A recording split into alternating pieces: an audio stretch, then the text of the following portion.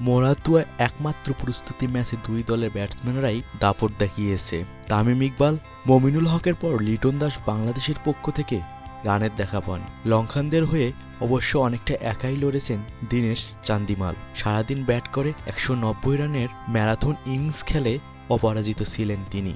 Lankan স্কোরবোর্ডে ৪০৩ run উঠল ৭ উইকেটের বিনিময়ে। দিন শেষে প্রশ্ন থেকে গেল সেই টাইগার বোলিং নিয়ে। প্রধান কোচ চান্দিকা হাথুরুসিংহে অবশ্য ছেলেদের উপর সন্তুষ্ট। রান এসেছে তাতে ঘাবড়ে যাচ্ছেন না তিনি। bdnews24.com-কে তিনি বলেন, যদি প্রস্তুতির কথা বলেন, এটা আদর্শ প্রস্তুতি। এই প্রস্তুতি ম্যাচে ছেলেদের খেলা নিয়ে আমি খুবই খুশি।